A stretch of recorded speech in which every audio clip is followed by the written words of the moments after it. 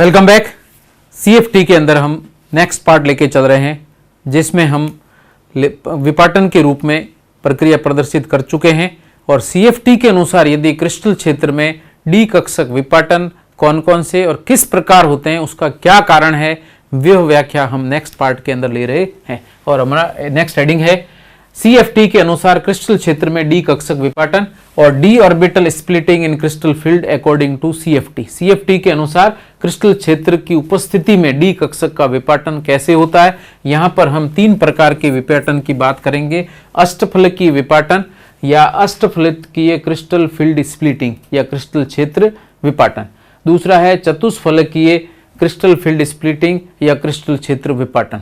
और तीसरे प्रकार का है वर्गाकार समतल क्रिस्टल फील्ड स्प्लिटिंग या क्रिस्टल क्षेत्र विपाटन।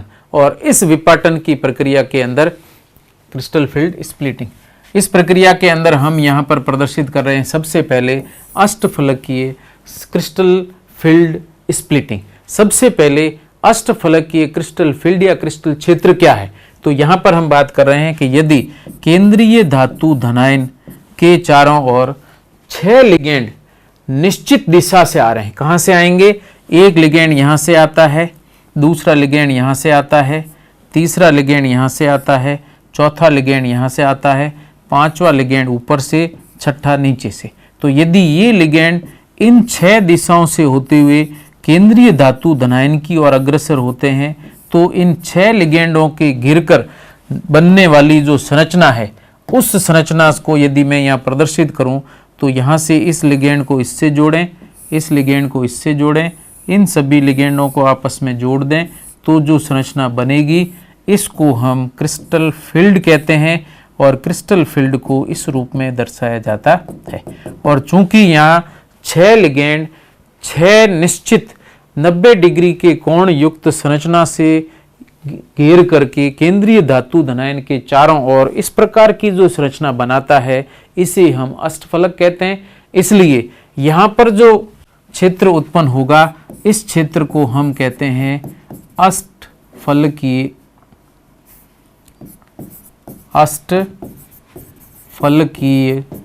क्रिस्टल क्षेत्र कहा जाता है। तो यहाँ पर कौन सा क्षेत्र उत्पन्न हुआ? अष्टफलकीय क्रिस्टल क्षेत्र। किसकी सहायता से? 6 लिगेंड की सहायता से, जिसमें संकुल की समन्वय संख्या या कोऑर्डिनेशन नंबर CN के रूप में प्रदर्शित करते हैं। कितनी होती है? 6। तो 6 समन्वय संख्या के संकुलों में केंद्रीय धातु धनायन 6 लिगेंडों से घिर करके अष्टफलकीय क्रिस्टल क्षेत्र उत्पन्न करता है। और इस क्रिस्टल क्षेत्र में डी कक्षक जिन लिगेंडों के सीध में उपस्थित होते हैं, उन्हीं के कारण यहाँ पर डी कक्षक का विपाटन होता है। तो इस विपाटन के अंदर धातु धनायन अगर उपस्थित है तो इस संरचना को हम इस रूप में प्रदर्शित करते हैं, जहाँ पर कि 3 अक्ष हम दर्शा रहे हैं। 3 अक्ष के अंदर एक अक्ष ऊपर से नीचे, जहाँ पर धातु धनायन या केंद्र में उपस्थित है, तो अक्ष ऊपर से नीचे जो गुजर रही है उसको मैं कहता हूँ Z अक्ष, इस अक्ष को कह दीजिए X अक्ष, इस अक्ष को कह दीजिए Y अक्ष। और लिगेंड जितने भी दिए गए हैं, ये सभी लिगेंड इन अक्षों के ऊपर उपस्थित है, जिनको कि मैं यहाँ इस रूप में प्रदर्शित करता हूँ। ये लिगेंड है, इस अक्ष पर उपस्थित है, जिसे कहा गया है X अक्ष। दूसरे 2 लिगेंड कहाँ पर उपस्थित है? Y अक्ष पर। और तीसरे जो 2 लिगेंड उपस्थित है, ये कौन से अक्ष पर है? Z अक्ष पर। तो इस तरीके से अक्षों से होते हुए यदि लिगेंड धातु धनायन की ओर अग्रसर होते हैं, लिगेंड है, लिगेंड है, लिगेंड है, लिगेंड है, लिगेंड है, लिगेंड, तो जब भी ये धातु धनायन की ओर अग्रसर होंगे, तो धातु धनायन में इलेक्ट्रॉन अब्र जो इनकी सीध में आएगा, उनका प्रतिकर्षण ज्यादा होगा। और जो इलेक्ट्रॉन अब्र डी कक्षकों का इलेक्ट्रॉन अब्र इनकी सीध में नहीं है, उनमें प्रतिकर्षण कम होगा। जिन डी कक्षक इलेक्ट्रॉन अब्र और लिगेंड के मध्य प्रतिकर्षण ज्यादा होता है, जो सीध में होंगे, और ज्यादा प्रतिकर्षण होगा, उन डी कक्षकों की ऊर्जा क्या होगी? बढ़ जाएगी। और जिनमें प्रतिकर्षण कम होगा या लिगेंड जिन डी कक्षकों के सीध में नहीं है, उनमें प्रतिकर्षण कम होने के कारण उनकी ऊर्जा तुलनात्मक रूप से क्या होती है? घटती। लेकिन यहाँ पर हम व्याख्या केवल इतनी करते हैं कि लिगेंड यहाँ पर जिस डी कक्षकों के सीध में आ रहा है, वहां पर डी कक्षक और लिगेंड के मध्य प्रतिकर्षण होगा, प्रतिकर्षण के कारण इलेक्ट्रॉन इलेक्ट्रॉन या इलेक्ट्रॉन अभ्र और लोन पेयर के मध्य जो प्रतिकर्षण होगा उसके कारण डी कक्षक की ऊर्जा सामान्य से क्या होती है, बढ़ जाती है।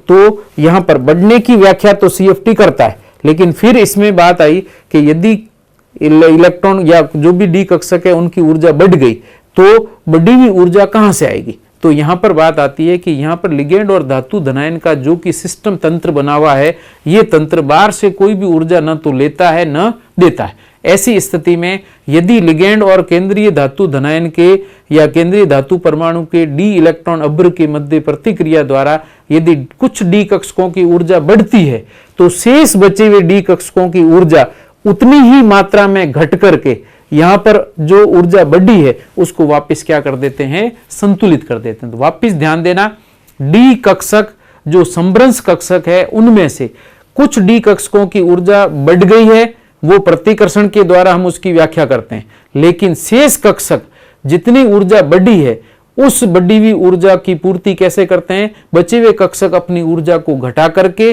बढ़ी हुई ऊर्जा को संतुलित करने का काम करते हैं। अर्थात यह तंत्र अर्थात लिगेंड और धातु धनायन से निर्मित जो संकुल है, यह संकुल तंत्र न तो परिपार्श्व को ऊर्जा देता है न परिपार्श्व से ऊर्जा ग्रहण करता है। ऐसी स्थिति के अंदर यह तंत्र बाहर से ऊर्जा के अवशोषण और उत्सर्जन की प्रक्रिया को यहां पर संतुलित कर देता है, अर्थात न तो ऊर्जा शोषी या उष्मा शोषी और न ही उष्मा क्षेपी प्रक्रम प्रदर्शित करेगा।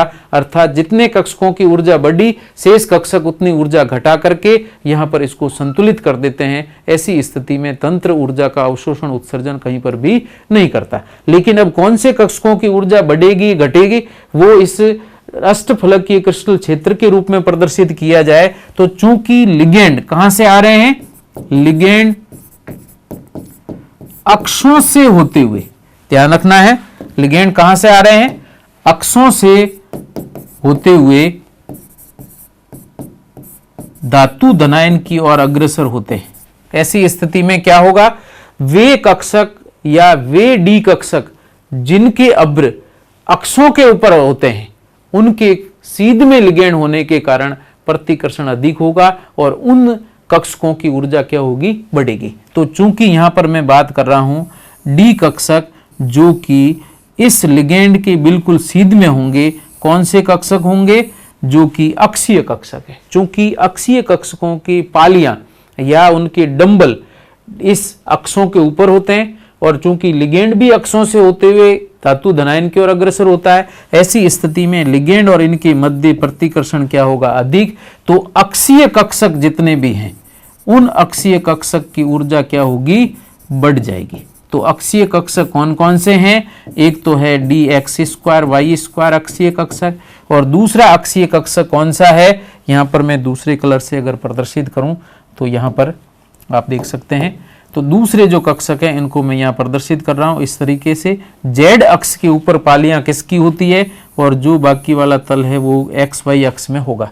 तो ये सेकंड जो ऑर्बिटल मैंने बनाया वो कौन सा है, डी जेड स्क्वायर है। तो यहाँ पर डी जेड स्क्वायर और D X square Y square ये जो दो अक्षीय कक्षक हैं लिगेंड के सीध में है, क्योंकि लिगेंड का क्षेत्र सीधा उनकी ओर आकर्षित हो रहा है या उनकी ओर बढ़ रहा है और उस आकर्षित होने की प्रक्रिया के अंदर लिगेंड और इलेक्ट्रॉन अभ्र जो सीध में आ रहा है उनके अंदर प्रतिकर्षण क्या होगा, अधिक। और जब प्रतिकर्षण अधिक होता है तो इनकी ऊर्जा बढ़ती है और इनकी बढ़ी हुई ऊर्जा का उपयोग कहां से होता है, शेष बचे हुए डी कक्षक उतनी ऊर्जा उत्सर्जित करके उसको प्रदान करते हैं। ऐसी स्थिति में उत्सर्जित और अवशोषित ऊर्जा यहाँ पर आपस में ही कंप्लीट हो जाती है, अर्थात धातु और लिगेंड का जो तंत्र है ये परिपार्श्व से कोई ऊर्जा अवशोषित उत्सर्जित नहीं करता है। तो यहाँ पर चूंकि अक्षीय कक्षक और लिगेंड दोनों एक दूसरे के सीध में है, ऐसी स्थिति में अक्षीय कक्षक की ऊर्जा तो क्या होगी,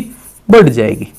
तो अक्षीय कक्षक है उनकी ऊर्जा बढ़ेगी और अनक्षीय कक्षक उस ऊर्जा को संतुलित करने के लिए अपनी ऊर्जा को घटा देंगे। अर्थात अगर कक्षक यहां थे तो कुछ कक्षक जो कि अनक्षीय कक्षक है ऊर्जा घटाएंगे, ये घटी हुई ऊर्जा उन प्रतिकर्षण के कारण जिन कक्षकों की ऊर्जा बढ़ी है इससे संतुलित हो जाती है। इसका मतलब प्लस में जितनी ऊर्जा बढ़ेगी माइनस में उतनी की ऊर्जा क्या होती है, घट जाती है। ऐसी स्थिति में यह तंत्र न तो ऊर्जा अवशोषित करता है न ही उत्सर्जित करता है। अतः यह तंत्र परिपार्श्वों के साथ ऊष्मा का कोई आदान प्रदान नहीं करता।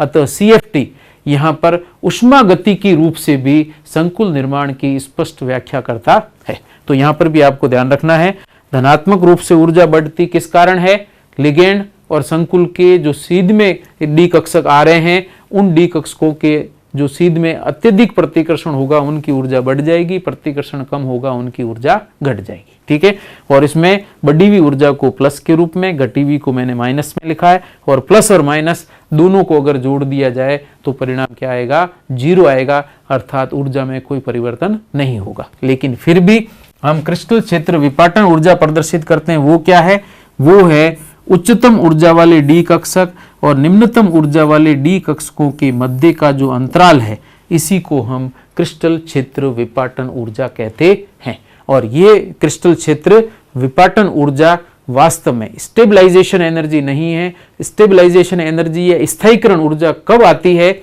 जब इन विपाटन के बाद में इलेक्ट्रॉनों को इनमें भरा जाता है, या इलेक्ट्रॉन जब पुनर्व्यवस्थित होते हैं, उस पुनर्व्यवस्थित इलेक्ट्रॉन के कारण यहाँ पर ऊर्जा उत्पन्न होती है या उत्सर्जित होती है, अवशोषित होती है, और उसी के कारण संकुल का स्थायित्व बढ़ता है। ध्यान रखना, केवल इलेक्ट्रॉन या डी कक्षकों के विपाटन के कारण किसी भी प्रकार की ऊर्जा का उत्सर्जन अवशोषण नहीं होता, लेकिन इन विपाटित डी कक्षकों में इलेक्ट्रॉन व्यवस्थित करने पर या इलेक्ट्रॉन विन्यास भरने पर या इलेक्ट्रॉन के भरने पर फिर ये तंत्र कुछ मात्रा में ऊर्जा उत्सर्जित या अवशोषित करता है। यदि इलेक्ट्रॉन डी कक्षक विपाटन के बाद में इनमें इलेक्ट्रॉन व्यवस्थित करने के बाद यदि कुछ मात्रा में परिपार्श्व में ऊर्जा उत्पन्न कर दी जाती है या परिपार्श्व को ऊर्जा देकर के संकुल की ऊर्जा घट जाती है, तो संकुल के स्थायित्व में वृद्धि होगी, और संकुल में के स्थायित्व में होने वाली इस वृद्धि को ही क्रिस्टल क्षेत्र स्थायीकरण ऊर्जा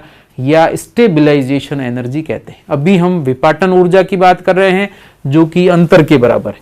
फिर इलेक्ट्रॉन उन कक्षकों में भरे जाएंगे, भरने के बाद में जो ऊर्जा परिपार्श्व में उत्सर्जित होगी या इलेक्ट्रॉन व्यवस्थित होने के बाद में जो कुछ मात्रा में ऊर्जा परिपार्श्व में वितरित होगी या उत्सर्जित होगी, उसी के कारण संकुल स्थायित्व बढ़ता है। इसी को हम क्रिस्टल क्षेत्र स्थायीकरण ऊर्जा या स्टेबलाइजेशन एनर्जी के रूप में प्रदर्शित करते हैं, जिसकी कैलकुलेशन भी हम नेक्स्ट पार्ट में प्रदर्शित करेंगे। तो वापस एक प्रक्रिया को मैं दोबारा बता रहा हूं कि अष्टफलकीय क्रिस्टल फील्ड स्प्लिटिंग या क्रिस्टल क्षेत्र विपाटन कैसे होता है। अष्टफलक पहले सबसे पहले अष्टफलकीय क्रिस्टल क्षेत्र व्यवस्थित करें, और अष्टफलकीय क्रिस्टल क्षेत्र में 6 लिगेंड 6 दिशाओं से सममित संरचना से होते हुए जब केंद्रीय धातु धनायन की ओर बढ़ते हैं, उसमें लिगेंड जिसके सीध में अक्षीय डी कक्षक आते हैं, क्योंकि लिगेंड अक्षों से होते हुए धातु धनायन की ओर बढ़ रहे हैं, और जो लिगेंड या इलेक्ट्रॉन अब्र डी कक्षक का इलेक्ट्रॉन अब्र लिगेंड के सीध में होगा उनमें प्रतिकर्षण ज्यादा होगा।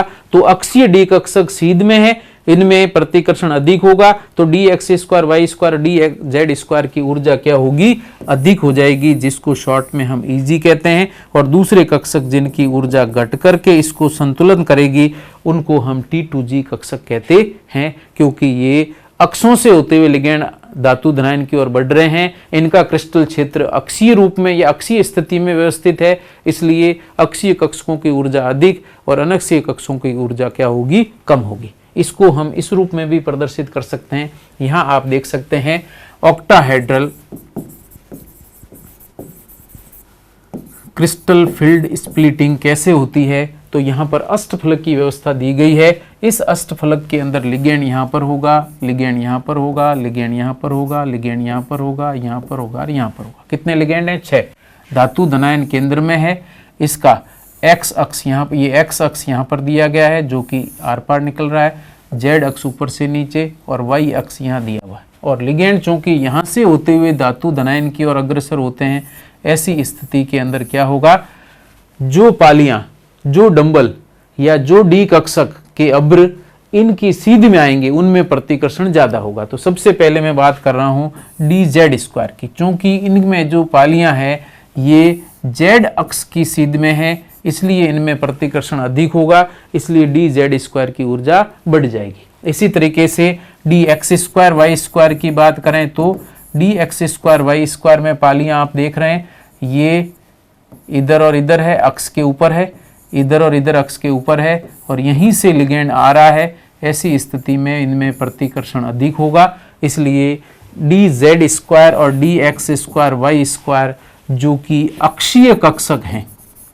लिगेंड के सीध में है, तो इनकी ऊर्जा क्या होगी, उच्च होगी, अर्थात ये उच्च ऊर्जा कक्षक के रूप में काम करेंगे। इनकी ऊर्जा को संतुलित करने के लिए शेष बचे हुए डी कक्षक की ऊर्जा क्या होगी, घट जाएगी, और ये प्रक्रिया संतुलित हो जाती है। इन कक्षकों की ऊर्जा कम क्यों होती है या घटती क्यों है या इससे कम क्यों है, उसका हम पता ऐसे लगा सकते हैं कि इनके जो डंबल हैं, एक्सिस की बात करूं तो यहाँ से मैं जे एक्स एक्सिस को प्रदर्शित कर रहा हूँ, तो यहाँ पर आप देख सकते हैं दूसरी वाई एक्सिस है, और ये पालियाँ जो दे रखी है एक्स और वाई के बीच में स्थित है। ऐसी स्थिति में अगर लिगेंड यहाँ से होते हुए धातु धनायन की ओर बढ़ रहा है तो ये पालियाँ सीध में नहीं है, बीच में स्थित है। ऐसी स्थिति में इनमें प्रतिकर्षण कम होगा, जबकि जो अक्ष पर पालियाँ स्थित है या अक्ष पर जो डंबल स्थित है या अक्षीय डी कक्षक है, उनमें प्रतिकर्षण अधिक होने से उनकी ऊर्जा बढ़ जाती है। तो ऐसी स्थिति में अनक्षीय कक्षक जो दिए गए हैं, इनकी ऊर्जा क्या होगी, कम होगी या घट जाएगी, और अक्षीय कक्षक की ऊर्जा क्या होगी, अधिक होगी। तो इस तरीके से डी कक्षक दो भागों में बंट गया, ईजी कक्षक की ऊर्जा अधिक और T2G कक्षकों की ऊर्जा घट करके कम हो जाती है, और इसको हम यहाँ संरचना के रूप में भी प्रदर्शित कर सकते हैं। और इसको पूरी व्याख्या के रूप में दर्शाएं तो इसको ऐसे दर्शाया जाता है, मैं इन 5D कक्षकों को इस रूप में भी लिखता हूँ, 5D कक्षक हैं, और यहाँ पर भी मैं 5D कक्षक लिख देता हूँ। इसके अलावा इनकी सभी की ऊर्जा को अगर प्रदर्शित किया जाए तो ये एनर्जी लाइन है। इसमें 5 जो डी कक्षक दिए गए हैं, ये धातु धनायन जो है, मुक्त धातु धनायन, उनकी ऊर्जा को प्रदर्शित करते हैं। मुक्त धातु धनायन के 5 डी कक्षकों की ऊर्जा क्या होगी, बराबर, इसलिए इनको हम क्या कहते हैं, समभ्रंश डी कक्षक कहते हैं, जिनकी ऊर्जा समान है, और ये मुक्त धातु धनायन की ऊर्जा को दर्शाते हैं। लेकिन जैसे ही धातु धनायन अपने चारों ओर लिगेंड क्षेत्र से घिर जाता है, उस स्थिति में लिगेंड जब धातु धनायन के चारों ओर स्फेरिकल या कहते हैं गोलाकार रूप में व्यवस्थित है, तब तक सभी कक्षकों की ऊर्जा एक साथ बढ़ेगी, और यह गोलीय अंतःक्रिया कहलाती है या स्फेरिकल इंटरेक्शन कहलाता है। तो ये गोलीय अंतःक्रिया द्वारा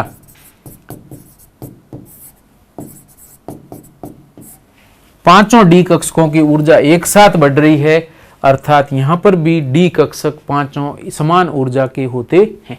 लेकिन इसके आगे लिगेंड जब और धातु धनायन के नजदीक चले जाते हैं, उस स्थिति में यहां से आगे क्रिस्टल फील्ड स्प्लिटिंग होती है, विपाटन होता है, जिसमें डी कक्षक की ऊर्जा कौन कौन से, ईजी कक्षक की ऊर्जा बढ़ गई, क्योंकि ये अक्षीय कक्षक है, क्योंकि लिगेंड अक्षों से होते हुए धातु धनायन की ओर बढ़ रहे हैं, प्रतिकर्षण उनका अधिक होता है, तो अक्षीय कक्षक की ऊर्जा बढ़ जाएगी, जिनको कहा जाता है ईजी कक्षक। और जो T2G कक्षक हैं, जो कि अनक्षीय डी कक्षक हैं, यह उन अक्षीय कक्षकों की ऊर्जा को संतुलित करने के लिए ऊर्जा को क्या करते हैं, घटाते हैं। तो ऐसी स्थिति में यहाँ पर बढ़ने वाली ऊर्जा और घटने वाली ऊर्जा का मान क्या होगा, बराबर होगा। कक्षकों के आधार पर अगर देखें तो यहाँ पे 3/5 डेल्टा O टोटल विस्थापन लें, उच्चतम ऊर्जा युक्त डी कक्षक और निम्नतम ऊर्जा युक्त डी कक्षक के मध्य की ऊर्जा के अंतराल को हमने लिखा है octahedral crystal field splitting energy, तो जिसको लिखा डेल्टा O। लेकिन इस डेल्टा O को हमने दो भागों में बांटा, ऊपर 2 कक्षकों के लिए, नीचे 3 कक्षकों के लिए। ये मैंने कहा था कि धनात्मक मान जो प्रदर्शित किया गया है और जो ऋणात्मक ऊर्जा का मान दिया गया है, ये दोनों बराबर होना चाहिए। तो यहाँ पर अभी हम कक्षकों के संख्या के रूप में प्रदर्शित कर रहे हैं, इलेक्ट्रॉन वितरित नहीं कर रहे हैं। ऐसी स्थिति में धनात्मक ऊर्जा कितनी होगी, कितने कक्षक हैं, 2 कक्षक हैं, प्रत्येक कक्षक के लिए ऊर्जा कितनी आ रही है 3/5 कितनी होगी कैलकुलेट करें। इसके अलावा नीचे कक्षक कितने 3, प्रत्येक कक्षक की ऊर्जा है 2/5 कितना हो रहा है चेक कर सकते हैं 3 × 2 6/5 और ये प्लस में आएगी और यहाँ पर 3 × 2 6/5 और ये किस में आएगी माइनस में। तो ऐसी स्थिति में धनात्मक ऊर्जा ऋणात्मक ऊर्जा सभी कक्षकों के लिए क्या होगी 3D कक्षकों T2G कक्षकों की ऊर्जा में जो कमी है वो 2EG कक्षकों की ऊर्जा में वृद्धि के बराबर होती है और इसलिए हम यहाँ पर CFT के रूप में प्रदर्शित कर सकते हैं कि ऊष्मागति की रूप से बनने वाला संकुल न तो ऊर्जा अवशोषित कर रहा है न ही उत्सर्जित कर रहा है। लेकिन अगर मैं बात करता हूँ क्रिस्टल क्षेत्र स्थायीकरण ऊर्जा की तो स्थायीकरण ऊर्जा कहाँ से आएगी। स्थायीकरण ऊर्जा अलग सूत्र से ज्ञात की जाती है और वह इलेक्ट्रॉन वितरण के द्वारा उत्पन्न होती है, ये जरूर ध्यान रखना। अभी हम इलेक्ट्रॉन की बात नहीं कर रहे हैं। अगर इसमें मैं इलेक्ट्रॉन बढ़ना शुरू करता हूँ इलेक्ट्रॉन व्यवस्थित करता हूँ उस समय हम जो ज्ञात करेंगे ऊर्जा उसे क्रिस्टल क्षेत्र स्थायीकरण ऊर्जा कहते हैं जो कि अणु के स्थायित्व को प्रदर्शित करेगी। वो पूरे संकुल में से ऊर्जा के उत्सर्जन को प्रदर्शित करती है जिसमें परिपार्श्व को ऊर्जा दी जाती है और संकुल के स्थायित्व की वृद्धि को प्रदर्शित करती है। तो वो स्थायीकरण ऊर्जा है। यहाँ पर मैं केवल क्रिस्टल क्षेत्र विपाटन ऊर्जा की बात कर रहा हूँ। स्थायीकरण ऊर्जा अलग से कैलकुलेट होगी, इलेक्ट्रॉन वितरण के बाद आएगी। क्लियर है। तो यहाँ पर मुक्त अवस्था में यदि धातु धनायन है तो उसके पांचों कक्षकों की ऊर्जा काफी कम होती है, लेकिन जैसे ही धातु धनायन गोलीय रूप से लिगेंडों से घिरकर या क्रिस्टल क्षेत्र के रूप में लिगेंडों से घिरकर के गोलीय अंतःक्रिया करता है उस समय पांचों कक्षकों की ऊर्जा सामान्य से बढ़ जाती है क्योंकि ऊर्जा का बढ़ता क्रम यहाँ प्रदर्शित किया गया। तो पांचों कक्षक गोलीय रूप में या पांचों सभी लिगेंड 6 लिगेंड गोलीय अंतःक्रिया के द्वारा हैं तो पांचों कक्षकों पर समान प्रतिकर्षण होगा और इसलिए इनकी ऊर्जा समान रूप से बढ़ती है।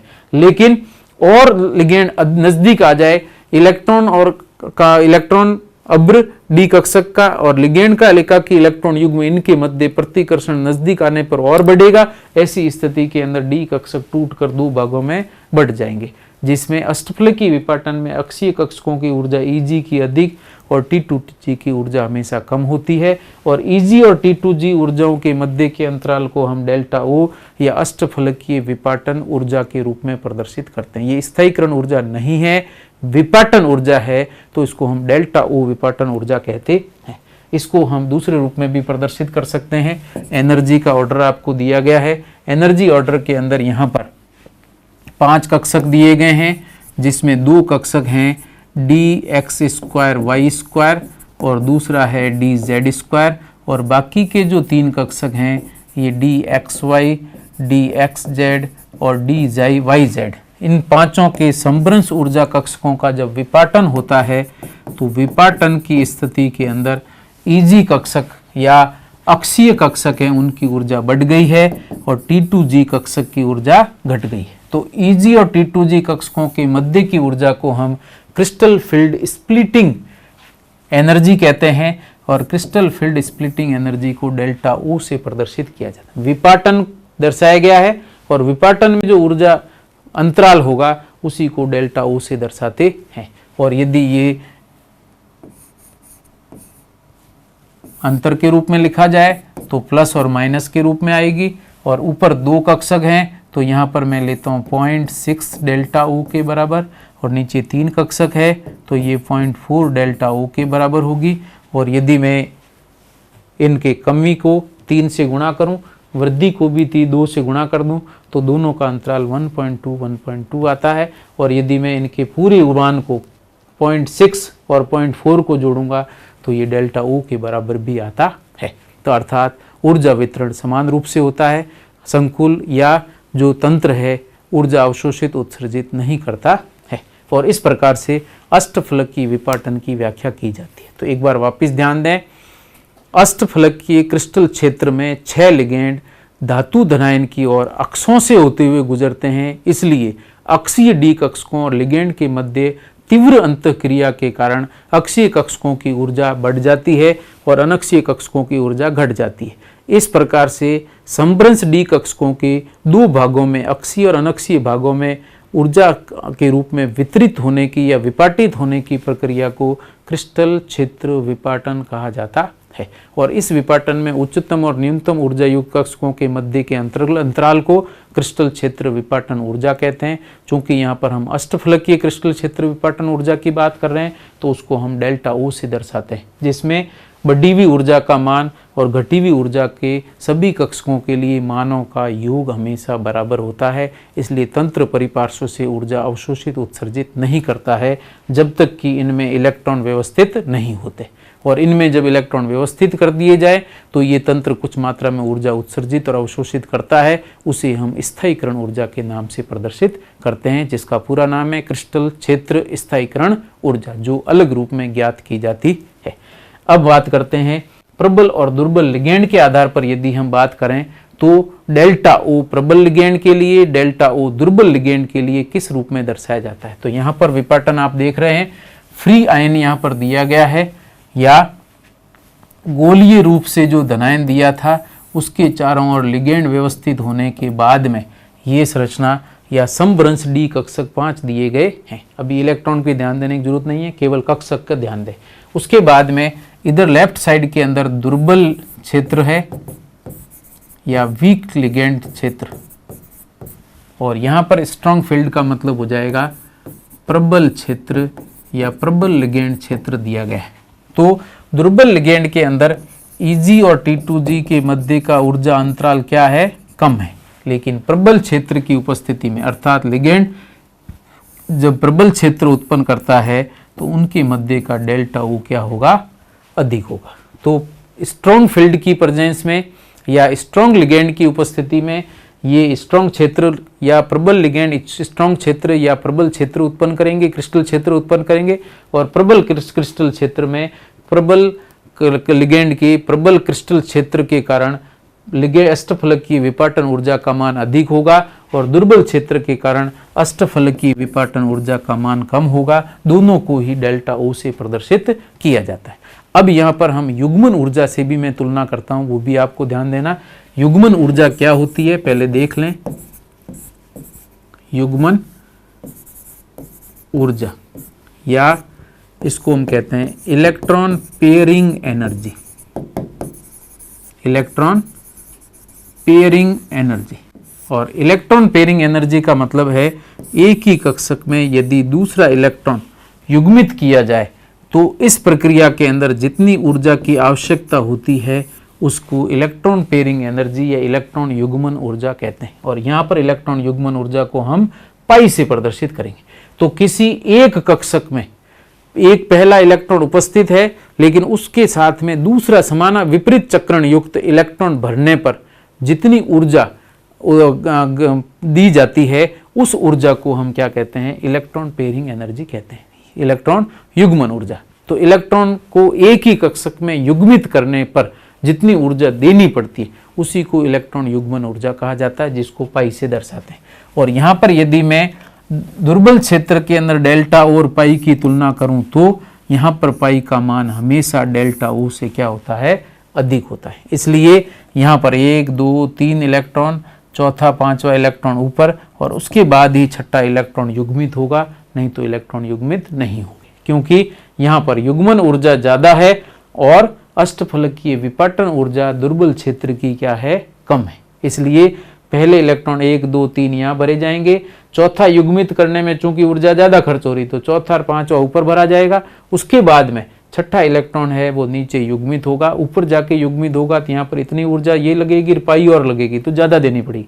इसलिए निम्न कक्षक के अंदर इलेक्ट्रॉन युग्मित कर देंगे तो पाई यहाँ पर इलेक्ट्रॉन युग्मित कर देगा। ऐसी स्थिति में यहाँ पर अगर मैं प्रबल क्षेत्र की बात करता हूँ तो डेल्टा O का मान पाई की तुलना में क्या होता है, अधिक होता है। तो दुर्बल क्षेत्र में हमेशा युग्मन ऊर्जा का मान अष्टफलकीय विपाटन ऊर्जा के मान से अधिक होता है। ऐसी स्थिति में इलेक्ट्रॉनों का वितरण Eg कक्षकों में भी होता है, और इसीलिए इस परिस्थिति के अंदर या दुर्बल क्षेत्र लिगेंड या दुर्बल क्षेत्र की उपस्थिति में हमेशा आउटर ऑर्बिटल कॉम्प्लेक्स बनते या कहा जाता है बाह्य कक्षक संकुल बनते हैं। अर्थात इन डी कक्षकों का या आंतरिक ईजी कक्षकों का उपयोग संकरण में नहीं होगा। किसमें कौन से कक्षक होंगे? बाहर वाले डी कक्षक हैं, उन्हीं का उपयोग होगा। इसलिए इसको हम कहते हैं बाह्य कक्षक संकुल निर्मित होते हैं, जिनको कि हम sp3d2 संकरण के रूप में प्रदर्शित करते हैं। तो अष्टफलकीय संकरण में डी कक्षक बाहर वाले प्रयुक्त किए जाते हैं, इससे बाह्य कोश के डी कक्षक प्रयुक्त किए जाते हैं, इसलिए इनको हम बाह्य कक्षक संकुल कहते हैं। जबकि यहां पर क्या हो जाएगा? इनर ऑर्बिटल कॉम्प्लेक्स बनता है, इनर ऑर्बिटल कॉम्प्लेक्स, जिसको हम कहते हैं आंतरिक कक्षक संकुल, आंतरिक कक्षक संकुल। और आंतरिक कक्षक संकुल का मतलब क्या है कि ये जो ईजी कक्षक है, सारे इलेक्ट्रॉन युग्मित हो गए, ये जो ईजी कक्षक है ये क्या है? रिक्त है। ऐसी स्थिति में ये कक्षक लिगेंड के द्वारा प्रयुक्त किए जाते हैं। ऐसी स्थिति के अंदर D2sp3 संकरण होगा और इसलिए इसको हम कहते हैं आंतरिक कक्षक संकुल। तो सिंपल बात हो गई, प्रबल दुर्बल क्षेत्र के अंदर हमेशा बाह्य कक्षक संकुल बनते हैं और प्रबल क्षेत्र के अंदर हमेशा आंतरिक कक्षक संकुल बनते हैं। इनको हम युग्मित या चक्रण युग्मित संकुल भी कहते हैं और इसको चक्रण मुक्त संकुल भी कहा जाता है। ये व्याख्या VBT के द्वारा नहीं की जा सकती थी, इसलिए हमने उसकी कमियों में लिखी है, लेकिन यहाँ पर CFT स्पष्ट बताता है कि यदि दुर्बल क्षेत्र उत्पन्न करते हैं लिगेंड तो ऐसी स्थिति में बाह्य कक्षक संकुल बनेंगे, और यदि लिगेंड प्रबल क्षेत्र या प्रबल क्रिस्टल क्षेत्र उत्पन्न करता है तो ऐसी स्थिति में आंतरिक कक्षक संकुल बनते हैं। और उसके बाद हम नेक्स्ट में यहाँ पर आंतरिक और बाह्य कक्षक संकुलों के अंदर इलेक्ट्रॉन डी कक्षकों के इलेक्ट्रॉनिक विन्यास के आधार पर बाह्य और आंतरिक कक्षक संकुल कैसे बनेंगे, इलेक्ट्रॉनिक वितरण कैसे होगा, वो नेक्स्ट प्रक्रिया के अंदर लेंगे। उसके बाद हम बात करेंगे दो प्रकार के विपाटन की, जिसमें अगला हम ले रहे हैं चतुष्फलकीय और फिर नेक्स्ट वाला लेंगे हम अष्टफलकीय। ये उसके बाद में लेंगे वर्गाकार समतल विपाटन। तो यहाँ पर ये वितरण को प्रदर्शित किया गया है, यहाँ से बात कर रहे हैं। तो अपना सेकंड पार्ट में यहाँ पर ले रहा हूँ, वो है चतुष्फलकीय क्षेत्र में डी कक्षक विपाटन। ठीक है, पहली प्रक्रिया में अगर अलग से अष्टफलकीय क्षेत्र में डी कक्षक विपाटन पूछे तो उसमें प्रबल और दुर्बल क्षेत्र के साथ साथ आंतरिक और बाह्य कक्षक संकुल क्यों बनते हैं उसकी व्याख्या भी आपको करनी है। लेकिन यहाँ पर अब मैं नेक्स्ट में ले रहा हूँ चतुष्फलकीय क्रिस्टल क्षेत्र में डी कक्षकों का विपाटन। अब चतुष्फलकीय क्रिस्टल क्षेत्र का मतलब क्या है? चतुष्फलकीय क्रिस्टल क्षेत्र का मतलब है यदि मैं इस तरह की घनीय संरचना बनाता हूँ जिसमें ये जो लाइन दी गई है ये अक्ष को दर्शाएगी, ये लाइन आर पार जा रही है ये अक्ष को दर्शा रही है, और ऊपर से जो आर पार जा रही है ये भी अक्ष को दर्शाती है। एक एक्स अक्ष है, एक वाई अक्ष है और एक है जेड अक्ष, जो कि घन के अंदर निर्मित किया गया। इसके अंदर आपको लिगेंड भी प्रदर्शित किए गए हैं। लिगेंड कौन कौन से हैं? मैं यहाँ पर लिगेंडों को प्रदर्शित करता हूँ गोले से। ये लिगेंड है, ये लिगेंड है, ये लिगेंड है और ये लिगेंड है। तो इस घन में एकांतर कोणों से होते हुए लिगेंड कहाँ बढ़ रहा है? यहाँ धातु धनायन है तो लिगेंड इस ओर बढ़ रहा है, यहाँ से इस ओर बढ़ रहा है, यहाँ से अंदर जा रहा है, यहाँ से धातु धनायन की ओर बढ़ रहा है। ऐसी स्थिति में जब भी लिगेंड किसी घन के एकांतर कोणों से होते हुए, एक छोड़ के अगला, इस कोने पर है यहाँ नहीं होगा, अगले कोने पर है यहाँ नहीं होगा, यहाँ पर स्थित है तो यहाँ नहीं होगा लिगेंड, उसके अगले कोनों पर स्थित होगा। तो एकांतर कोनों पर जो लिगेंड उपस्थित होते हैं, तो पहले तो ये ध्यान रखना, एकांतर कोनों से, किसके? घन के। घन के एकांतर कोनों से लिगेंड क्षेत्र उत्पन्न करते हैं। तो लिगेंड के या घन के एकांतर कोणों से दिए गए लिगेंड धातु धनायन की ओर अग्रसर होते हुए लिगेंड क्षेत्र उत्पन्न करते हैं या क्रिस्टल क्षेत्र उत्पन्न करते हैं। अब इस क्रिस्टल क्षेत्र के अंदर क्या स्थिति है? जो अक्ष दे रखी है, ये अक्ष कैसे प्रदर्शित होगी? यदि ये कमरा दिया गया है तो कमरे में दीवारों के आर पार जो लाइन खींची जाए या दीवारों के केंद्रों के आर पार अगर लाइन खींची जाए, ऊपर से नीचे छत और फर्श के आर पार केंद्र से गुजरने वाली लाइन खींची जाए तो एक्सिस आएगी एक्स इधर, वाई आ जाएगी इधर, जेड ऊपर से नीचे। ऐसी स्थिति में इस कमरे के अंदर लिगेंड कहाँ उपस्थित है? एकांतर कोनों पर उपस्थित है। और अगर अक्षीय कक्षक की बात करें तो कहाँ पर स्थित है? केंद्र से, दीवार के केंद्र से होते हुए काय के केंद्र के बीच में डंबल स्थित है। ऐसी स्थिति में दूसरा डंबल भी इस दीवार के और केंद्र के बीच में स्थित होगा। चूंकि लिगेंड कोने से होते हुए आ रहा है, ऐसी स्थिति के अंदर लिगेंड न तो अक्षीय कक्षकों के सीध में होते हैं, न ही अनक्षीय कक्षकों के सीध में होते हैं। लेकिन यदि मैं बात करता हूं अनक्षीय कक्षकों की, तो अनक्षीय कक्षक कमरे के केंद्र से होते हुए जो किनारा है उस किनारे के केंद्र तक बढ़ते हैं। तो किनारे का केंद्र यदि मैं प्रदर्शित करता हूं तो यहाँ कोने से किनारे का जो केंद्र है उसका जो इलेक्ट्रॉन अभ्र है वो कोने से नजदीक होगा, जबकि दीवार के केंद्र का जो इलेक्ट्रॉन अभ्र है उस कोने से क्या होगा? दूर होगा। ऐसी स्थिति में अनक्षीय कक्षक लिगेंड के नजदीक होने के कारण प्रतिकर्षण ज्यादा होगा और अक्षीय कक्षक लिगेंड से दूर होने के कारण प्रतिकर्षण कम होगा। ऐसी स्थिति में जब एकांतर घन के एकांतर कोनों से होते हुए लिगेंड जब धातु धनायन की ओर बढ़ते हैं, ऐसी स्थिति में अनक्षीय कक्षक सीध में लिगेंड के नहीं है, लेकिन लिगेंड के ज्यादा नजदीक होने के कारण उनमें प्रतिकर्षण ज्यादा होता है। इसलिए अनक्षीय कक्षकों की ऊर्जा बढ़ती है, जबकि अक्षीय कक्षक लिगेंड से दूर हैं, उनमें प्रतिकर्षण कम होता है। इसलिए ऊर्जा वितरण के लिए अनक्षीय कक्षकों की ऊर्जा घट करके ये अक्षीय कक्षकों की ऊर्जा घट करके कम हो जाती है। तो अनक्षीय कक्षक लिगेंड के नजदीक होने के कारण ऊर्जा बढ़ जाती है और अक्षीय कक्षक लिगेंड से बहुत अधिक दूर होने के कारण प्रतिकर्षण नहीं होता, इसलिए उनकी ऊर्जा घटकर कम हो जाती है। इसलिए अनक्षीय कक्षक और अक्षीय कक्षक की ऊर्जा के मध्य के अंतराल को हम चतुष्फलकीय क्रिस्टल क्षेत्र विपाटन ऊर्जा कहते हैं। तो यहाँ पर हम बात कर रहे हैं यदि लिगेंड यहाँ से बढ़ रहा है और ये अक्षीय कक्षक जो दिए गए हैं ये लिगेंड के सीध में नहीं है। यहाँ पर भी मैं यदि बात करता हूँ, ये अक्ष दी गई है, ये भी अक्ष दी गई है और एक आर पार अक्ष दी गई है, लेकिन लिगेंड कहाँ से आ रहा है? यहाँ से। ये अनक्षीय कक्षक दिया गया। अब अनक्षीय कक्षक के लिगेंड कहीं सीध में नहीं आ रहा है, लिगेंड अनक्षीय कक्षक के कहीं सीध में नहीं आ रहा है। ऐसी स्थिति में प्रतिकर्षण अनक्षीय कक्षकों का कम होगा, जबकि अक्षीय कक्षकों का अधिक होगा। अगर मैं देखता हूँ यहाँ पे अक्षीय कक्षक है, ये बताया हुआ, ये अनक्षीय कक्षक है, लेकिन यदि अक्षीय कक्षक की बात करता हूँ, जैसे dxyz की बात करते हैं, तो अनक्षीय कक्षक तो नजदीक है, लेकिन यदि अक्षीय कक्षक की बात करें तो इस लिगेंड और अक्षीय कक्षक का अभ्र क्या है? दूर है। यहाँ पर भी अगर बात करें, लिगेंड यहाँ पर है, अनक्षीय कक्षक का, ये अक्षीय कक्षक का अभ्र क्या है? दूर है। तो अक्षीय कक्षक नजदीक हैं, अनक्षीय कक्षक दूर हैं। इसलिए यहाँ पर जो ऊपर बताए गए हैं जो कौन से कक्षक हैं? अनक्षीय कक्षक है। तो अनक्षीय कक्षक ऊपर बता रखे हैं और इनकी ऊर्जा क्या होगी? अधिक होगी। तो इनकी ऊर्जा हो जाएगी उच्च। जिनको प्रदर्शित कैसे करना है ये भी ध्यान रखना है।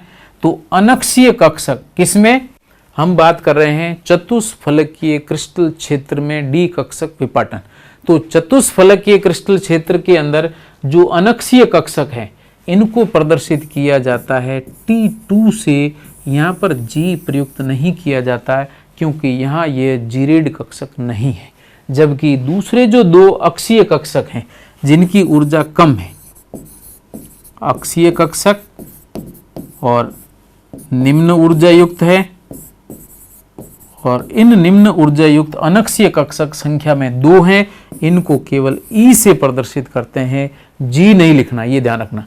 पहले हमने x² y² या अक्षीय कक्षकों को अष्टफलकीय विपाटन के अंदर क्या लिखा था? EG, और जो अनक्षीय कक्षक है उनको लिखा था T2G।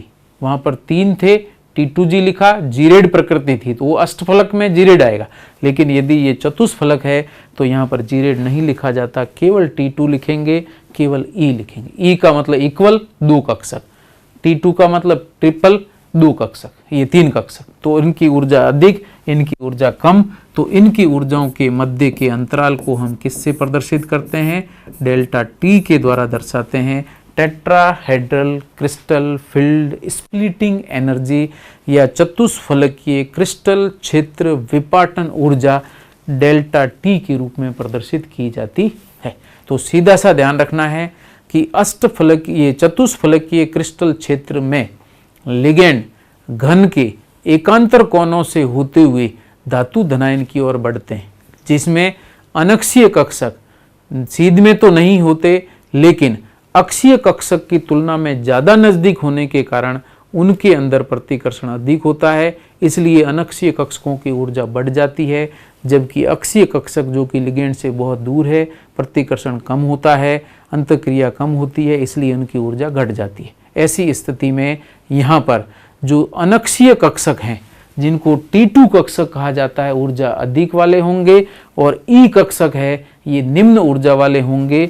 इसलिए T2 और E कक्षकों के मध्य के ऊर्जा अंतराल को हम डेल्टा टी, जिसे चतुष्फलकीय क्रिस्टल क्षेत्र विपाटन ऊर्जा कहा जाता है, या टेट्राहेड्रल CFSE कहा जाता है, और उसका प्रतीक है डेल्टा टी। और इसकी वजह से जो कक्षक विपाटन पर दर्शाएंगे उनको यहाँ पर दर्शाया गया है। तो ऊर्जा का क्रम आपको दिया हुआ है। यहाँ पर जो आयन दिया गया है ये धातु धनायन के साथ लिगेंड गोलीय रूप में व्यवस्थित है।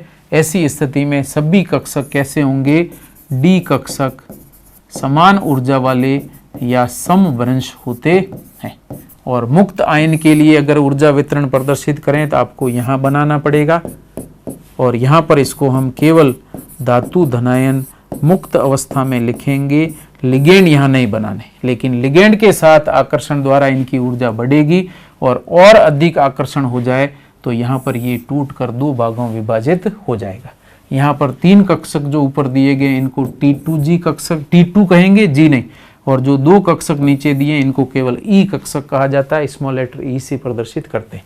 यहाँ पर जिन कक्षकों की ऊर्जा बढ़ी है उसको प्लस, जिन कक्षकों की ऊर्जा घटी है उसे माइनस से दर्शाएंगे।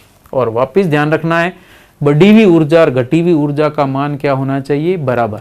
ऐसी स्थिति में ऊपर वाले के लिए हम मान प्रदर्शित करते हैं प्लस में 0.4 डेल्टा टी से दर्शाया जाएगा, जिसे क्रिस्टल फील्ड स्प्लिटिंग एनर्जी कहेंगे, डेल्टा टी से दर्शाया जाता है। और माइनस के अंदर 2 कक्षक हैं तो 0.6 डेल्टा टी से प्रदर्शित किया जाता है। दोनों का योग कितना होगा? 1। लेकिन यदि मैं बढ़ी हुई और घटी हुई ऊर्जा को प्रदर्शित करूं तो 0.4 को हम गुणा करेंगे 3 से, तो ये हो जाएगा 1.2 डेल्टा टी, और घटी हुई ऊर्जा को 2 से गुणा करें तो भी हो जाता है माइनस में 1.2। तो प्लस में 1.2 और माइनस में 1.2 ये आपस में घटी हुई और बढ़ी हुई ऊर्जाएं विपरीत और समान है।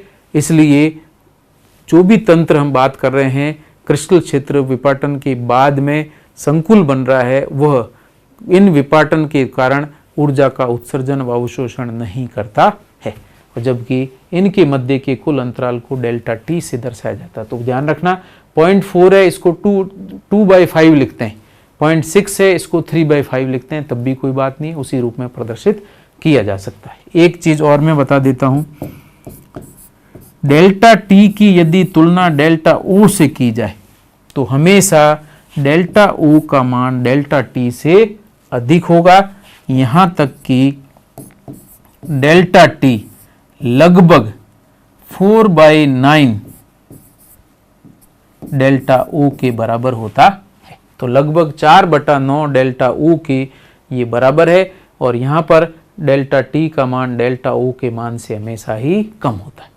एक और चीज ध्यान रखें, अगर आप युग्मन ऊर्जा के बाद, क्योंकि जैसे ही हम इनके अंदर आगे क्रिस्टल क्षेत्र स्थायीकरण ऊर्जा या स्टेबलाइजेशन एनर्जी ज्ञात करेंगे, उस समय इलेक्ट्रॉन वितरण के कारण स्थायीकरण ऊर्जा क्या आती है, वहां पर इलेक्ट्रॉन युग्मन ऊर्जा की तुलना होगी। तो ऐसी स्थिति में यहां ध्यान रखना, डेल्टा टी का मान हमेशा ही युग्मन ऊर्जा से कम होता है, जैसा कि दुर्बल क्षेत्र के अष्टफलकीय विपाटन में हो रहा था। तो दुर्बल क्षेत्र अष्टफलकीय विपाटन में पाई का मान डेल्टा ओ से अधिक था, जबकि यहाँ पर चतुष्फलकीय विपाटन के अंदर डेल्टा टी का मान भी पाई से क्या है, कम है। ऐसी स्थिति में यहाँ पर बाह्य और आंतरिक की जगह किसी प्रकार के वितरण में कोई परिवर्तन नहीं होगा, चूंकि डी कक्षक संकरण में भाग नहीं लेते और डेल्टा टी या चतुष्फलकीय विपाटन sp3 संकरण द्वारा हो रहा है, जिसमें डी कक्षकों का उपयोग नहीं होता है। और अगर डी कक्षक उपयोग में नहीं आ रहे हैं, ऐसी स्थिति के अंदर यहाँ पर आंतरिक और बाह्य कक्षक संकुल की प्रक्रिया काम में नहीं ली जाती है। हमेशा ही S और P उच्च वाले कोश के प्रयुक्त किए जाते हैं, इसलिए इनको हम हमेशा ही बाह्य कक्षक संकुल ही कहते हैं, कोई आंतरिक कक्षक संकुल नहीं बनता। तो ये सेकंड प्रकार का विपाटन है, जिसको हम चतुष्फलकीय विपाटन के नाम से प्रदर्शित करते हैं। इसके अलावा नेक्स्ट फिर विपाटन की हम बात करते हैं, ये वितरण प्रदर्शित किया गया है। अब मैं नेक्स्ट और तीसरा और अंतिम विपाटन प्रदर्शित कर रहा हूं, जिसका नाम है वर्गाकार समतल। वर्गाकार समतल क्रिस्टल क्षेत्र में डी कक्षक विपाटन।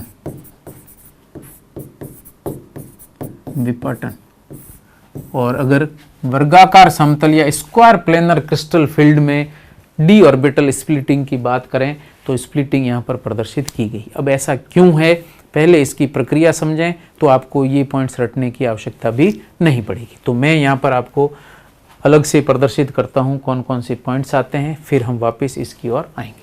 तो सीधा सा आप सबसे पहले देखेंगे स्क्वायर प्लेनर की जब बात की जाए तो ये स्क्वायर प्लेनर संरचना है क्या, या स्क्वायर प्लेनर या वर्गाकार समतल क्रिस्टल क्षेत्र क्या होता है। तो सबसे पहली बात है, ये वास्तव में है अष्टफलकीय क्षेत्र है। लेकिन कौन सा क्षेत्र है, जिसके जेड अक्ष के लिगेंड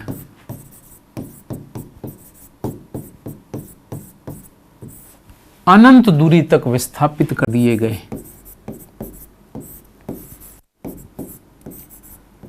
दूरी तक विस्थापित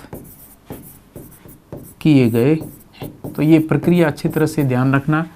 स्क्वायर प्लेनर संरचना क्या है, तो स्क्वायर प्लेनर संरचना वास्तव में ऐसा अष्टफलकीय व्यवस्था है जिसमें तल के ऊपर और नीचे के जेड अक्ष के लिगेंड हैं उनको पूर्णतः हटा दिया गया है, या हम कहें अनंत दूरी तक विस्थापित कर दिया गया है।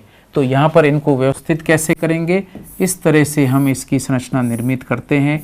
धातु धनायन केंद्र के अंदर उपस्थित है, जिसमें लिगेंड अक्षों के ऊपर उपस्थित है, लेकिन जेड अक्ष जो था वो अनंत दूरी तक विस्थापित कर दिया गया है, यहाँ पर नहीं है। इसलिए ये चार लिगेंड मिल करके इस प्रकार की वर्गाकार समतल संरचना का निर्माण करते हैं, और इसी को हम वेस्टफलक की विशिष्ट व्यवस्था कहते हैं, जिसमें जेड अक्ष के लिगेंडों को हटा दिया गया है या अनंत दूरी तक विस्थापित कर दिया गया है।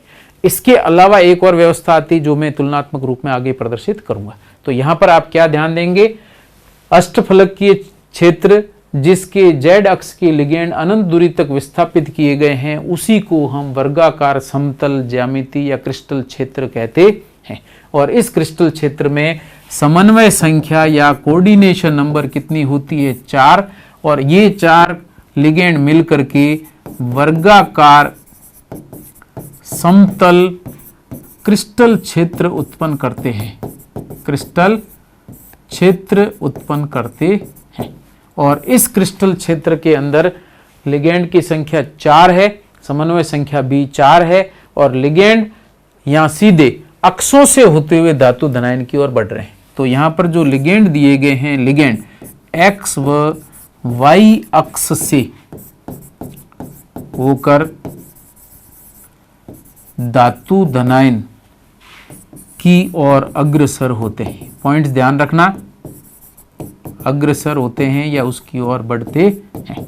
तो प्रक्रिया क्या है, स्पष्ट रूप से देखें। समन्वय संख्या 4 में चारों लिगेंड वर्गाकार समतल क्रिस्टल क्षेत्र उत्पन्न करते हैं जिनमें दिए गए लिगेंड अक्षों से होते हुए, ये एक्स एक्सिस है आर पार जा रही है, वाई एक्सिस है आर पार जा रही है, और लिगेंड वाई और एक्स एक्सिस से होते हुए धातु धनायन की ओर बढ़ रहे हैं। जेड अक्ष पर कोई लिगेंड उपस्थित नहीं है।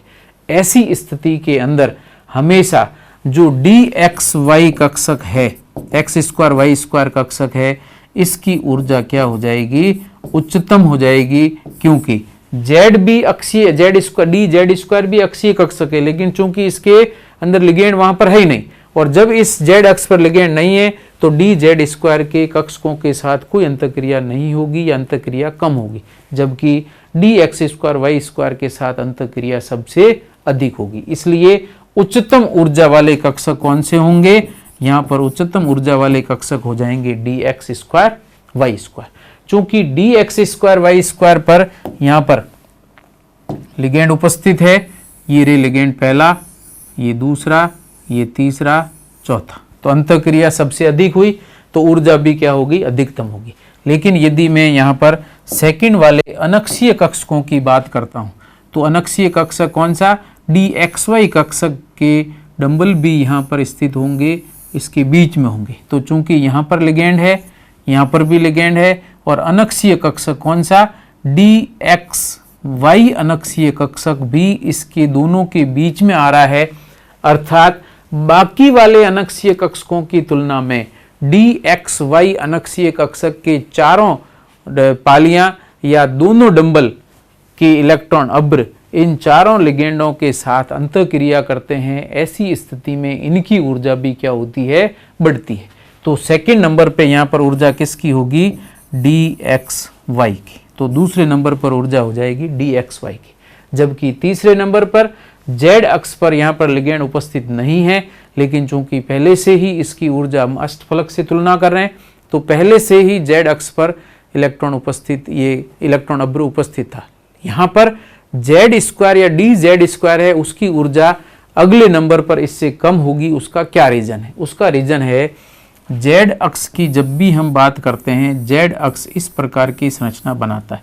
इसका जो ये वलय दिया गया या इलेक्ट्रॉन अब्र स्फीयर है, ये इलेक्ट्रॉन अब्र वलय एक्स वाई तल में होता है, और चूंकि लिगेंड कहां से आ रहे हैं, एक्स वाई तल से होते हुए आ रहे हैं। ऐसी स्थिति में इन गोलीय एक्स वाई तल में उपस्थित इलेक्ट्रॉन अब्र के साथ इन एक्स वाई अक्ष से आते हुए स्क्वायर प्लेनर क्रिस्टल क्षेत्र के लिगेंड इसके साथ भी उच्च अंतःक्रिया करेंगे। ऐसी स्थिति में तीसरे नंबर पर जो लिगेंड आएगा वो कौन, या जो तीसरे नंबर पर जो कक्षक आएगा वो ऊर्जा किसकी होगी, डी जेड स्क्वायर की। लेकिन बाकी वाले जो दो कक्षक बचे कौन से हैं, डी एक्स जेड और डी वाई जेड। ये कक्षकों के लिगेंड जो भी दिए गए हैं वो इनमें कहीं पर भी लिगेंडों के संपर्क में सीध में नहीं आते हैं, और प्रतिकर्षण इनमें चारों लिगेंडों के कारण बराबर होता है। इसलिए लास्ट के अंदर दोनों डी एक्स जेड और डी वाई जेड की ऊर्जा क्या होती है, बराबर। तो इस तरीके से जो डी कक्षक है, ये कक्षक इन प्रकार से D X square Y square, D X Y, D Z square और D X Y X Z Y Z के रूप में चार भागों में टूट जाते हैं।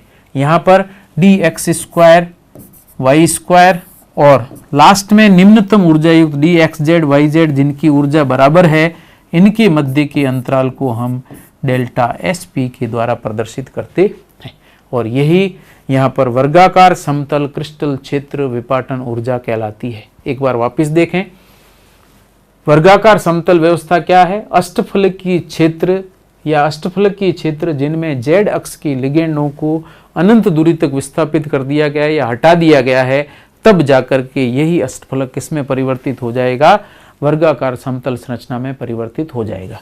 इस वर्गाकार समतल संरचना के अंदर लिगेंड अक्षों से होते हुए धातु धनायन की ओर बढ़ रहे हैं, और चूंकि अक्ष में D X square Y square से होते हुए लिगेंड धातु धनायन की ओर बढ़ रहे हैं, इसलिए D X square Y square की ऊर्जा क्या होगी, अधिकतम होगी, जबकि इसकी ऊर्जा अधिकतम।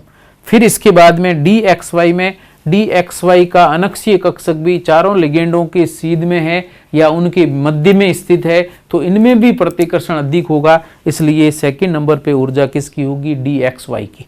तीसरे नंबर पे ऊर्जा DZ² की क्यों आती है या इनसे ज़्यादा क्यों है? उसका रीजन है कि DZ² की संरचना में जो DZ² का जो गोलीय इलेक्ट्रॉन अभ्र है या जो वलय के रूप में इलेक्ट्रॉन अभ्र दिया गया है, यह वलय वास्तव में XY तल में होती है, इसलिए लिगेंड XY तल से होते आ रहे हैं, तो इस गोलीय जो लिगेंड है या जो वलय युक्त लिगेंड दिया गया है, इसमें प्रतिकर्षण अधिक होने से इसकी ऊर्जा बाकी वाले दोनों कक्षकों से अधिक होती है। ऐसी स्थिति में यह क्रम निर्मित होगा जिसमें DX²Y² की ऊर्जा अधिकतम और DXZ/YZ की ऊर्जा न्यूनतम, इन दोनों के मध्य के अंतराल को यहाँ पर हम डेल्टा SP या वर्गाकार समतल क्रिस्टल क्षेत्र विपाटन ऊर्जा कहते हैं। अब इस विपाटन ऊर्जा को अगर हम संरचना के रूप में प्रदर्शित करें तो यहाँ पर दी गई है। इसको भी पूर्ण संरचना बनानी हो तो यहाँ से आप प्रारंभ करेंगे। मुक्त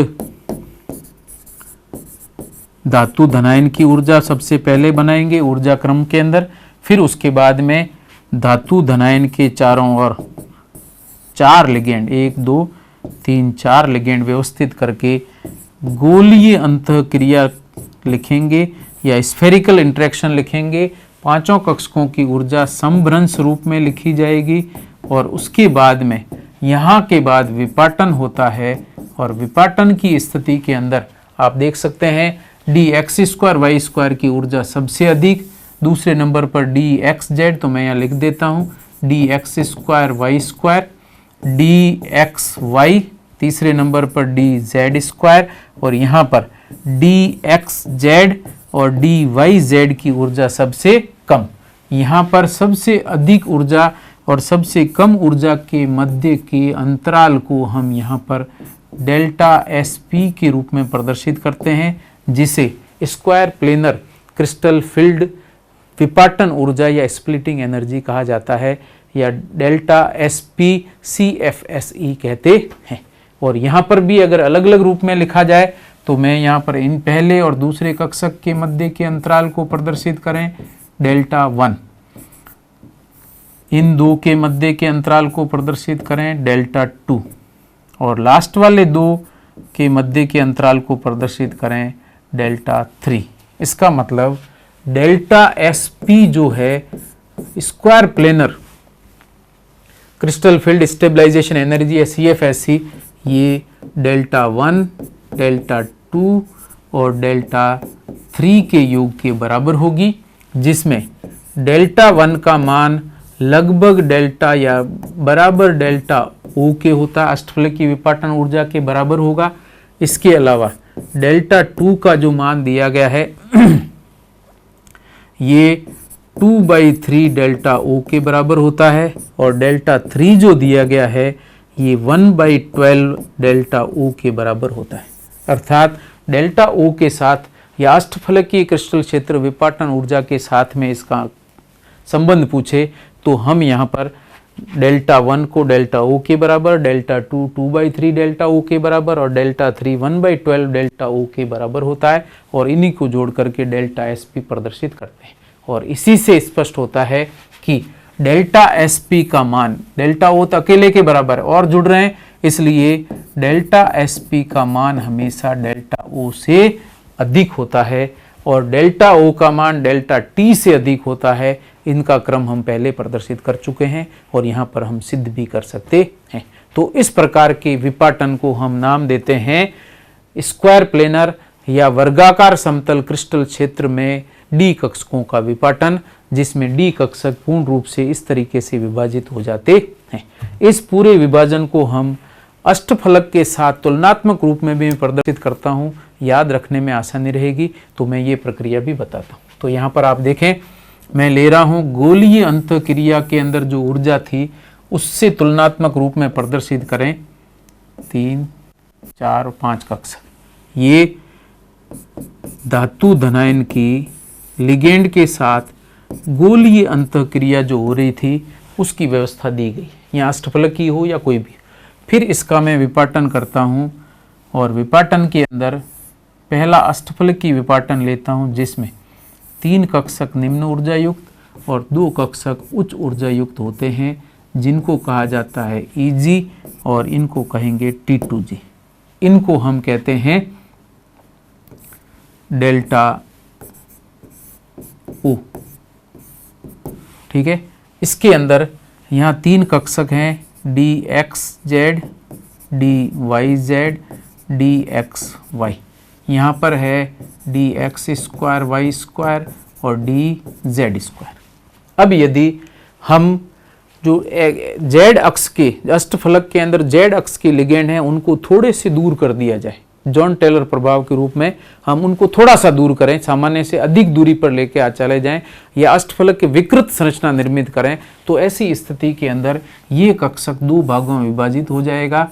इसमें जो dx स्क्वायर वाई स्क्वायर है इसकी ऊर्जा बढ़ जाएगी और जो dz स्क्वायर है इसकी ऊर्जा क्या होगी, घटेगी।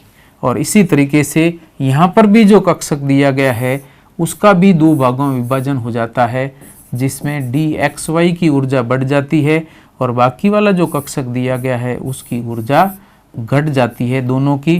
तो ये dxz और dyz की ऊर्जा क्या होगी, न्यूनतम होगी।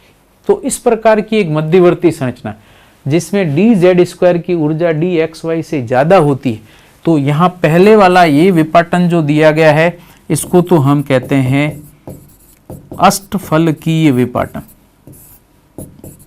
लेकिन यदि मैं बात करता हूं इस वाले विपाटन की, तो ये एग्जाम में कई बार पूछा गया है कि आप टेट्रागोनल स्प्लिटिंग की व्याख्या करिए, तो आपको यहां पर टेट्रागोनल स्प्लिटिंग क्या है, उनमें कक्षकों की ऊर्जा का क्रम क्या होता है, तो आपको इस रूप में प्रदर्शित करना है।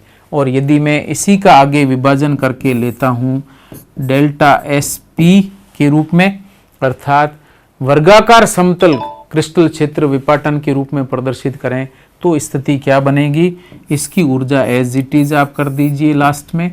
लेकिन यहाँ पर dxy है, इसकी ऊर्जा बढ़ जाती है और dz स्क्वायर की ऊर्जा यहाँ पर घट जाती है और ये ऊर्जा है ये भी बढ़ करके थोड़ी अधिक हो जाएगी।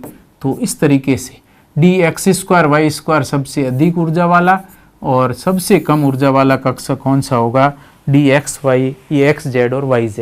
तो इस क्रम के अंदर ये जो अंतिम विपाटन है जिसमें सर्वाधिक ऊर्जा वाला एक कक्षक बनाना, यहाँ पे सर्वाधिक ऊर्जा वाला एक कक्षक dx स्क्वायर वाई स्क्वायर, ये हो जाएगा, ये भी एक ही कक्षक बनाना है dxy, ये dz स्क्वायर और लास्ट में हो जाएगा dxz और dyz। और इस तरीके से इसको हम डेल्टा SP के रूप में दर्शाते हैं। तो तुलनात्मक रूप से दे दिया है। अब आप इसको आसानी से याद रख सकते हैं कि यदि अष्टफलकीय विपाटन पूछे तो पहली व्यवस्था, सेकंड में यदि मैं z अक्ष के लिगेंडों को सामान्य से अधिक दूरी तक विस्थापित कर देता हूं, जॉन टेलर प्रक्रिया के रूप में व्याख्या करने की, इसकी व्याख्या उसी से की जाती है, उस रूप में लिया जाए तो इस व्यवस्था को हम टेट्रागोनल स्प्लिटिंग कहते हैं। और टेट्रागोनल स्प्लिटिंग में dz x square Y square की ऊर्जा अधिक, dz स्क्वायर की सेकंड नंबर पे, dxy की थर्ड नंबर पे और बाकी दोनों की न्यूनतम ऊर्जा युक्त संरचना होती है। लेकिन यदि मैं डेल्टा SP की बात करता हूं तो इसमें तो z अक्ष के लिगेंडों को थोड़ा अधिक दूर कर दिया, लेकिन यहाँ पर हमने पूर्ण रूप से उनको हटा दिया। ऐसी स्थिति में dz स्क्वायर की ऊर्जा घट जाएगी और dxy की ऊर्जा तुलनात्मक रूप से बढ़ जाती है। और इसी तरीके से हम तीनों प्रकार के विपाटनों की यहाँ तुलना कर सकते हैं, जबकि जो चतुष्फलकीय विपाटन है उसमें अष्टफलकीय विपाटन की विपरीत प्रक्रिया होती है, जिसमें T2 कक्षक की ऊर्जा अधिक और Eg कक्षक की ऊर्जा कम होती है, उसकी तुलना यहाँ पर नहीं हो सकती। इसलिए इन तीनों की तुलनात्मक व्याख्या या अलग से टेट्रागोनल स्प्लिटिंग पूछा जाए तो आपको ध्यान रखना है। और टेट्रागोनल शब्द आपने जो ठोस अवस्था है, ठोस अवस्था में क्रिस्टल जालक संरचना पड़ी है, उस क्रिस्टल जालक संरचना में टेट्रागोनल स्ट्रक्चर आता है, उस स्ट्रक्चर की व्यवस्था यहाँ पर प्रदर्शित की गई है। तो इस तरीके से क्रिस्टल क्षेत्र की उपस्थिति में डी कक्षकों का विपाटन किन किन तरीके से होता है उनकी व्याख्या हमने यहाँ पर की, जिसमें अष्टफलकीय विपाटन, दूसरे नंबर पे हमने समचतुष्फलकीय विपाटन, तीसरे नंबर पर वर्गाकार समतल विपाटन और एक अतिरिक्त विपाटन के रूप में टेट्रागोनल विपाटन की बात की। और इन सभी को एक बड़े प्रश्न के रूप में एग्जाम में पूछा जाता है और तुलनात्मक रूप से इनकी व्याख्या करनी होती है। और अगर अलग से एक पूछा जाए तो आपको चित्र बनाना है, डी कक्षकों में किसके कक्षक के साथ अंतःक्रिया अधिक होगी, किसकी ऊर्जा बढ़ेगी और किन की ऊर्जा घटेगी, ऊर्जा कक्षकों की घटती क्यों है, उसकी व्याख्या कैसे करते हैं, ये जो ऊष्मा गति की रूप से इस संकुल के अंदर इलेक्ट्रॉन या डी कक्षक विपाटन की कैसे व्याख्या की जाती है, वो सभी प्रक्रियाएं आपको एग्जाम के अंदर लिखनी होती है। और इसके साथ ही हमारा CFT के अंदर सेकंड पार्ट है यहाँ पर कंप्लीट हो जाता है। और इस टॉपिक को एक अभी 2 क्लास और लगेगी, 2-3 क्लास और है, उस 3 क्लास के अंदर ये CFT कंप्लीट हो जाएगा, जिसमें एप्लीकेशन सहित CFSE ऊर्जा भी आ जाएगी और स्पेक्ट्रोकेमिकल सीरीज वगैरह भी मैं टुकड़ों में लेके आपको प्रदर्शित करूंगा। इस टॉपिक को मैक्सिमम शेयर करिए, सब्सक्राइब करिए और एग्ज़ाम नज़दीक आने वाले हैं। इस टॉपिक को कंप्लीट करते ही मैं ऑर्गेनिक केमिस्ट्री के अंदर 2 टॉपिक के नोट्स और वो एक लंबी क्लास के रूप में जितना फास्ट अपन करा सकते हैं उसके रूप में मैं प्रदर्शित करूंगा। Thank you so much.